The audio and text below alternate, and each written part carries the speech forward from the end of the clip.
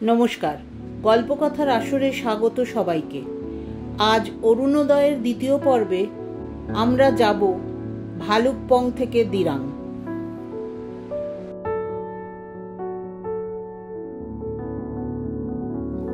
সচরাচর আমরা যেমন করে থাকি, কোনো রিসর্টে পৌঁছানোর আগে তাকে ফোন করে পৌঁছানোর মোটামুটি একটা সময় বলে দেওয়া এবং কি জাতীয় খাবার আমরা পেতে পারি বা কি জাতীয় খাবার আমরা খাবো তার একটা প্রাথমিক আদান প্রদান হয়ে থাকে। বেশিরভাগ ক্ষেত্রেই দেখেছি হোটেল কর্তৃপক্ষই এ দায়ভার গ্রহণ করে। তেমনটাই করেছিলাম আমরা প্রশান্তি কটেজ পৌঁছানোর আগে।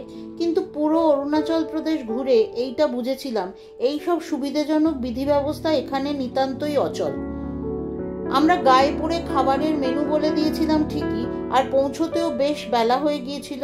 সেই দুপুর 2:30তে পৌঁছে গরমের মধ্যে ডাইনিং হলে অপেক্ষা করতে হলো অনেকটা সময়। ওরা অবশ্য অনেকবার বলেছিল ঘরে চলে যাওয়ার জন্য, কিন্তু আমরা কেউই তাতে রাজি হইনি। ওই ভর দুপুরে ঠাঠা রোদে হেঁটে যাওয়ার আশা আমাদের শরীর আর তখন ওই ধকল নেওয়ার জন্য প্রস্তুত ছিল না। তাই এখানে বসে বসেই অপেক্ষা করলাম। প্রায় 40 মিনিট বাদে খাওয়ার ডাক আসলো। বেশ ভিড়, আমাদের মতো অনেক পার্টি এসে পৌঁছেছে, তাদের লোক সংখ্যাও অনেক। আমরা তো মোটে 4 জন, সাধারণ বাঙালি বা অসমিয়া থালি, স্বাদ মন্দ নয়। যাই হোক, খেয়ে দিয়ে আমরা চলে গেলাম আমাদের নিজস্ব কটেজে। অপূর্ব সুন্দর কটেজগুলো।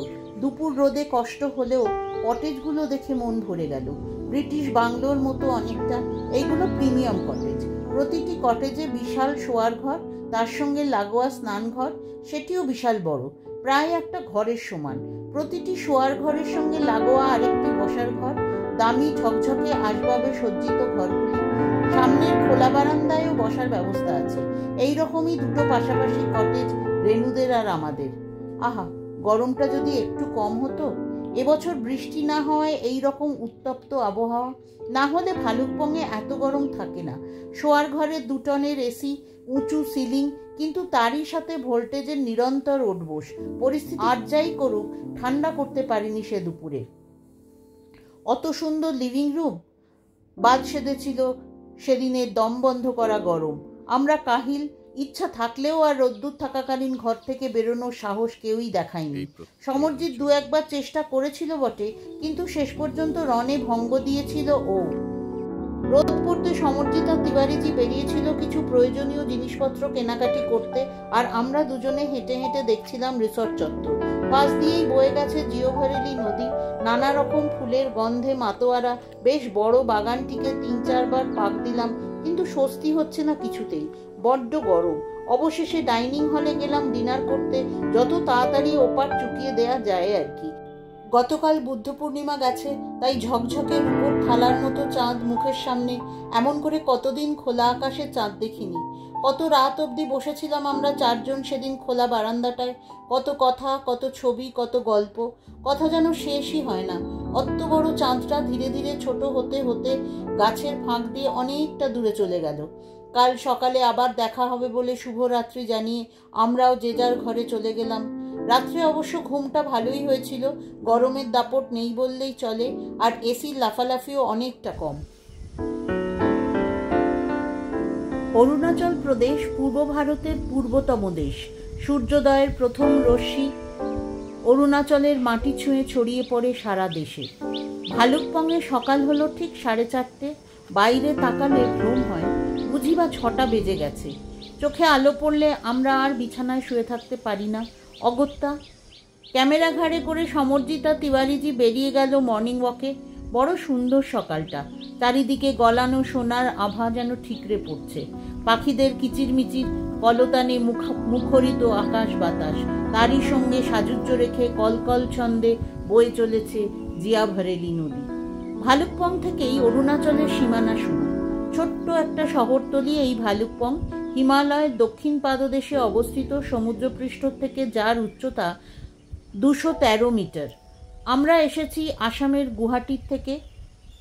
অরুণাচলের রাজধানী তেজপুর থেকে এর দূরত্ব 52 কিলোমিটার।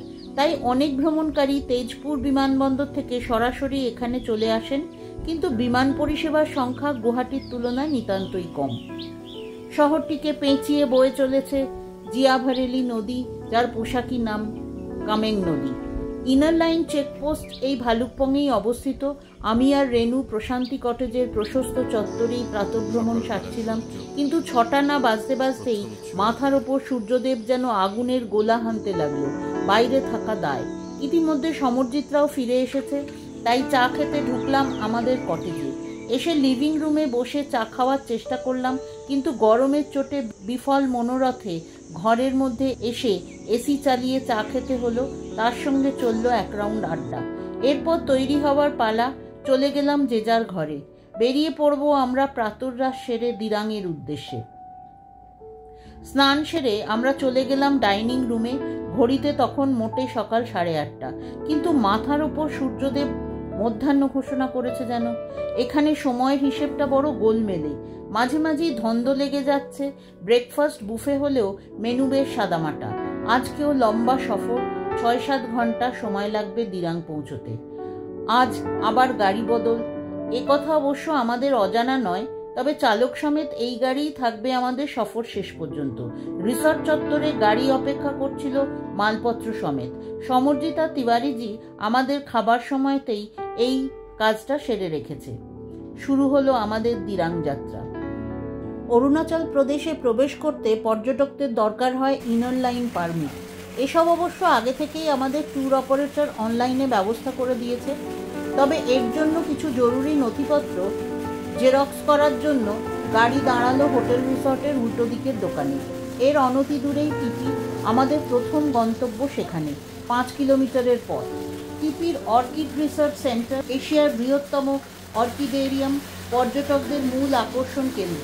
প্রায় 10 হেক্টর জমির ওপর তৈরি হয়েছে এই অর্কিড এম্পোরিয়াম। বিভিন্ন প্রজাতির অর্কিডের সমাহার এখানে। এখানে আছে orchidarium, tissue culture lab, museum, herbarium garden আর এদেরই অফিস, সঙ্গে সুভেনিরের দোকান। অর্কিড গ্লাস হাউসটি দেখার মতো। চতুর্দিকে প্রায় 1000 প্রজাতির ঝুলন্ত অর্কিডের সংগ্রহশালা, আর মধ্যিখানে এক জলাশয়, আর তারই মাঝে সুদৃশ্য ফোয়ারা। আমাদের 4 জোড়া বিস্মিত চোখ ঘুরে ঘুরে অর্কিডের রকম ফের দেখছি।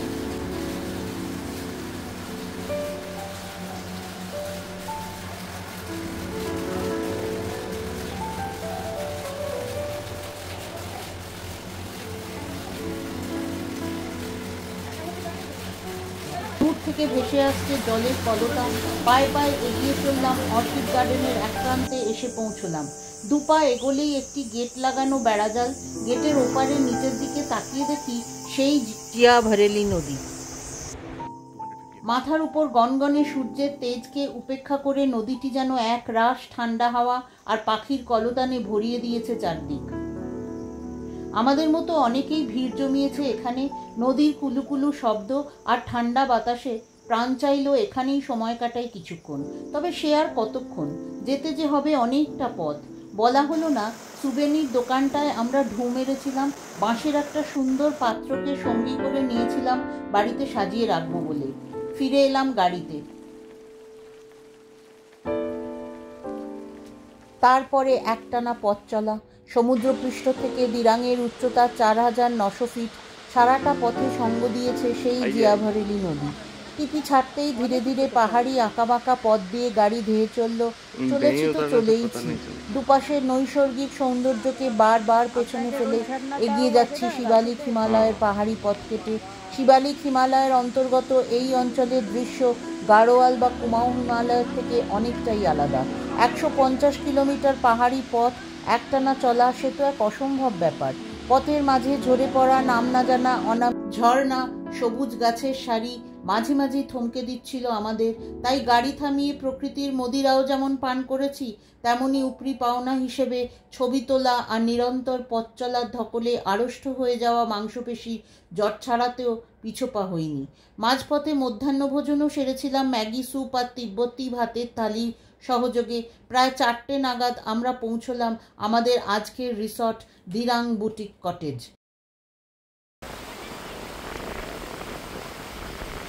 चलिए अभी वापस चलते हैं। দিরাং মনেস্ট্রি যাওয়ার আগেই ডান হাতে গাড়ি ঢুকে গেল আঁকাবাঁকা মেঠো পথ। গাড়ি চললো আরো প্রায় 10-15 মিনিট। তারপরে দিরাং নদী, এটি জিয়াভরেলি নদীর উপনদী, আর তার ওপর পায়ে হাঁটা ঝুলন্ত ব্রিজ। সেটা পেরিয়ে আমাদের আজকের আবাসস্থল।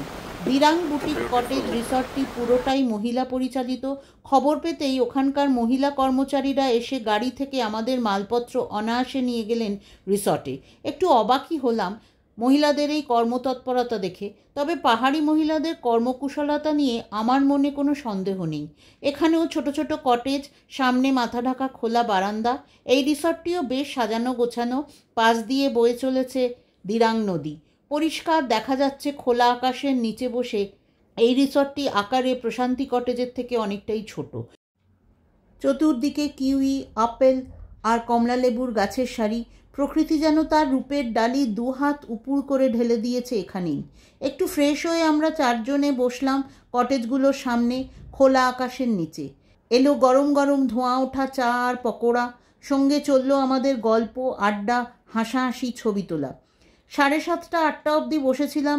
মাঝে মাঝেই ঝিরঝির করে বৃষ্টি হচ্ছে, সেটাকে উপেক্ষা করেই আমরা বসেছিলাম রাতের খাবারের অপেক্ষায়। ছোট্ট রিসর্ট, তাই খাবারের আয়োজনও সীমিত। বোর্ডার আমরা ছাড়া আর এক পরিবার। আগের থেকেই খাবারের মেনু ওনারা জেনে নিয়েছিলেন। নৈশভোজের পরেও অনেক রাত অবধি চলেছিল আমাদের আড্ডা। আজ শনিবার, তাই মেয়েরাও যোগ দিয়েছিল সে আড্ডায়। রাত বাড়তে শীতের অনুভূতিও গাঢ় হলো। ভালো লাগলেও ঠান্ডা লেগে যাওয়ার ভয়ে ঘরে গিয়ে শুয়ে পড়লাম। এসি, ফ্যান কিছুই ছিল না, কিন্তু গায়ে কম্বল দিতে হয়েছিল বইকি। ঘুম ভাঙল সেই কাক ভোরেই। আবারও সাক্ষী হলাম এক অপার গভীর মাধুরী মাখানো নিস্তব্ধ সকালের। নদীর কলতান আর পাখির কলকাকুলির মাঝে মাঝেই ভেঙে দিচ্ছে সেই নীরবতা।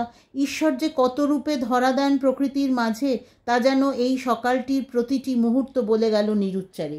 এরপর জাগতিক কর্মে সেই একই নির্ঘণ্ট। ব্যতিক্রমী শুধু তিতলির ফোন আর আমাদের চায়ের আড্ডায় তার অংশগ্রহণ। আবার শুরু হলো আমাদের পথ চলা। গরম জামাগুলো শুধু সুটকেস থেকে বেরিয়ে হাতে চলে এসেছে, কারণ আমাদের আজকের গন্তব্য তাওয়াং। পথে পড়বে সেলাপাস। আজ এই পর্যন্তই। সঙ্গে থাকুন, দেখতে থাকুন পরের পর্ব। নমস্কার।